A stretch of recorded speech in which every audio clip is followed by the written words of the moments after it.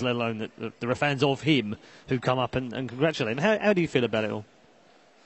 It's always very special because it's about meeting people that share your passion, and that's great. You know, it's not even about them being fans or you being someone they watch play. Sometimes it's just about sharing a passion, you know, and it's just great moments, honestly, and great people. That's the best part about TI, is just seeing everyone so happy. And we're all here for one thing, is because of Dota, and is to watch great Dota. And you know, I might not know, like, you know, all these people that I've never met before, but it's really cool to have that one common bond, and it just makes me really warm and fuzzy inside to know that all of us came here together for this one great game. It's also amazing to meet them in person, because I mean, playing a lot of Dota, you know, social media, etc., you hear a lot from fans, and sometimes from people who are less fans as well. But you know, when you meet someone in person, it just feels all that much greater. And you realize that there's a face to everyone. Okay, talking about photo ops, I've just been told, actually, been handed a nice message which says there is a photo op stage next to us, actually, right in the concourse area at the analysis desk. It's really cool because, actually, if you take the photograph right, and I haven't done one yet, but if you take it right, it looks like you're inside the map. So make sure you head up here to take your photographs. And also, there's a photographer up there to take individual photographs and group photos. And Casey will be there at 11, it says, to take some footage and interview a few folks. Now, I reckon it's past 11. Tomorrow. I'm being told it's tomorrow. Good job I can read. So tomorrow at 11, make sure you're here upstairs in the concourse area and get your photographs taken inside the match. It's fantastic. It's lovely. I love little things like that. It's those small touches as well that make it so special. I'm actually really enjoying myself here. I know I've not been involved in Dota 2 for very long, and I have limited exposure to it, but I've loved the game. I love watching the game.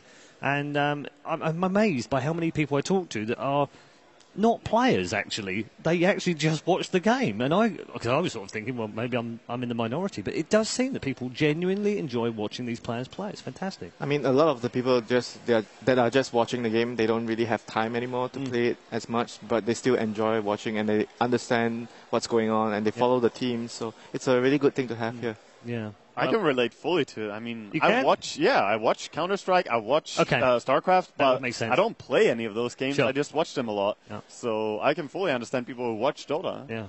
Yeah. No, I'm bona fide, confessed esports junkie. So whatever's on right now, I will watch. And most of the time, that's it's Dota or it's League or it's Counter-Strike. Or did I just say that? No. No, I didn't hear anything. For me, every time I watch Dota, I want to play.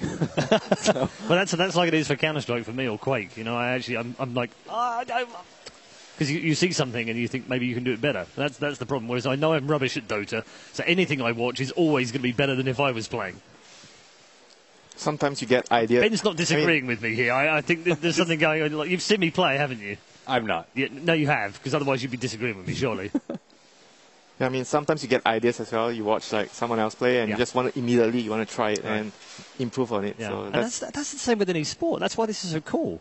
Because as a kid, back in 1850, I would actually watch football on black and white television and watch players, running around doing things, really cool things. And I think, I can probably go out and do that.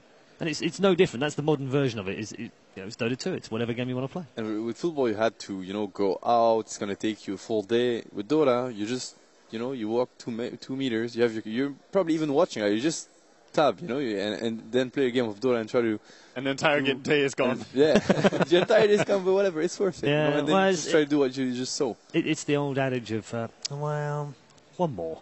Yeah, it's just, the classic. Just one more. And you know that game. Just one more. You can't go to bed with a loss. Yeah. Oh, absolutely. That's another, definitely a rule. We've all played that game, and everyone's watching play that game where you're like, I'm done. All right, just one more, and it's the worst game of your life. Yeah. And Winter's right. You then have to play another one because you can't go to bed on a loss. That's not right. It's never worth it. This is how you lose like 300 MMR in a night. You don't do this. You just go to bed when you have to go to bed. I'd be quite happy to start the night with 300 MMR. That's the point. That's good. Oh, you're that bad. I thought it was possible. Well, I thought I would try and give you that one to throw at me, but you didn't come back with it. No, you could have used that one. I'm a good guy.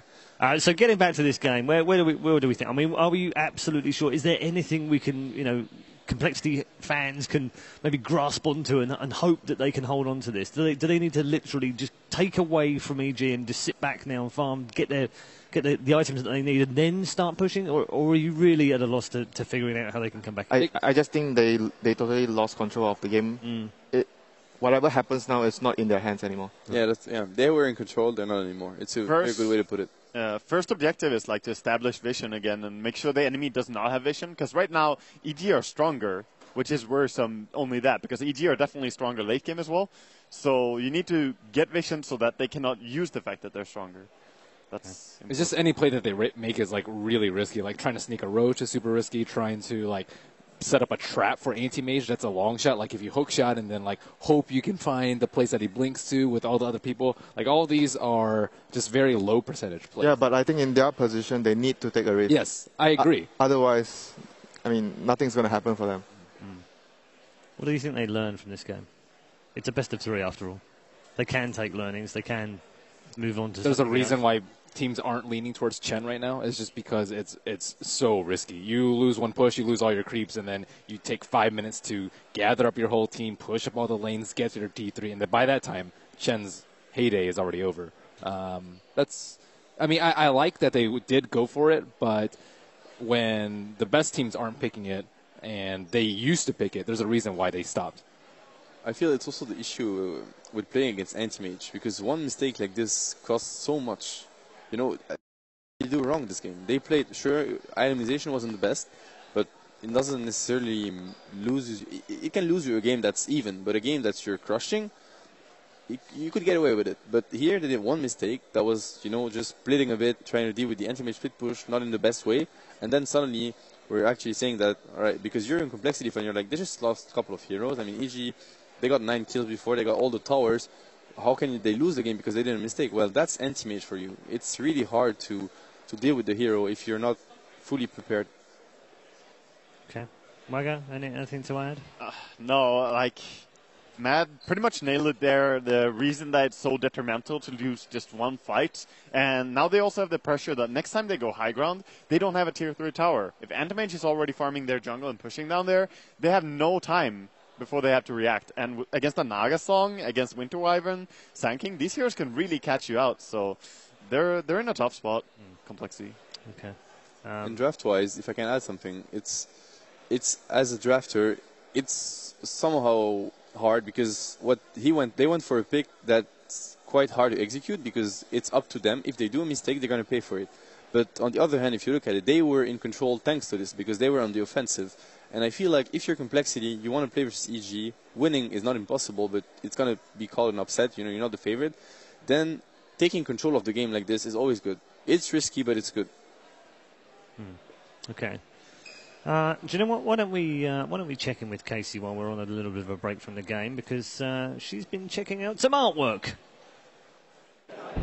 One of the big places everyone is stopping by is the workshop, and I have hunted down one of the workshoppers, Terracotta. Hello. Hi, how you doing? Good. What have you seen so far? Have you been talking to a lot of people today? Yeah, he comes in and out. Whenever the games are out, people come in, they like to flood the workshop and talk to people. My showcase isn't until Friday, so I've mainly been hanging out with other workshoppers. We haven't seen each other in a year, so it's been nice to be able to see them again. Show off what you've done. This is one of my most recent ones. This is the Fires of... They changed the name. It's something fantasy, and I really have no idea how to say it. If we try... it was the Baphomet. Now it's like Russian... I don't Just know. cough when you say it, and it sounds like... Hail Satan. This is Doom. This is Doom. He was dark for them, so they changed it. But this is one of my most recent ones. We did this for Evil Geniuses. They wanted a Doom set. I thought it was cool, so I made him one. Tell me what you're surrounded by right now. What I'm surrounded by is the last 2 years of my Dota life, which has been pretty much my life in general. I love doing work, and I'm here to show it. How much time do you spend per week or per day?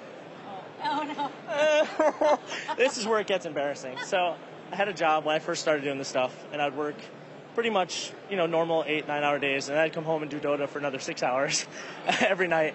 And then I decided I like doing Dota a lot. So let's do it a full-time thing. So I decided to quit my job. Which was doing what? Which I love. 3D modeling. I did art for a living at some game studios.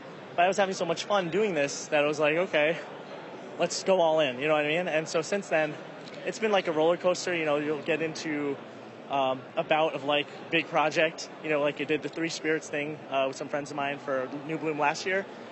Mega crunch. but it was worth it. You know, it all worked out, and it was just the feeling of getting stuff in was great. And so since then, it's just kind of project after project. And so now what you're seeing is kind of the culmination between these posters, and I have like 25 different slides on here, and it's still not even all the stuff. What is it about contributing to Dota that's so rewarding in particular? Well, one is that I'm working on a game that I actually really like and really believe in, and so I try to play like once a day and everything.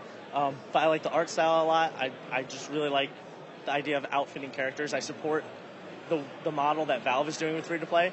There's a lot of free-to-play games out there that I just feel aren't as honest when it comes to it, and here it really is about, you know, it's just cosmetic, and you dress it up. It's about you personalizing your hero, so you're letting yourself shine through with this stuff. Tell me a little bit about who we're surrounded by here. Who are some of the characters that some of the things that you've created? Basically, like, I only, most of my work are female heroes, so like you can say it's like everybody's female. Yeah. So what are some of the things that you make for the female heroes?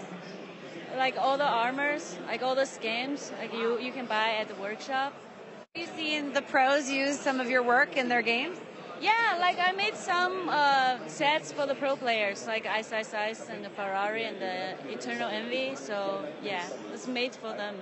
And are you enjoying meeting people who have been using your things in game? Just about the players or the teams or the fans or you guys. It's about artists. hats. It's about Hats. hats. Yeah. Someone told me about that. Yeah, it is about hats. But genuinely, though, those drawings are wow.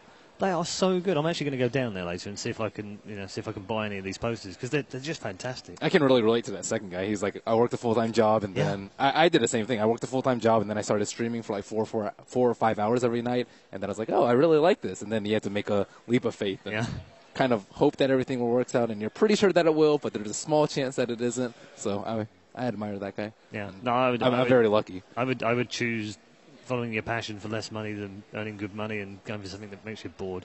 I would definitely be an advocate of that. Done that.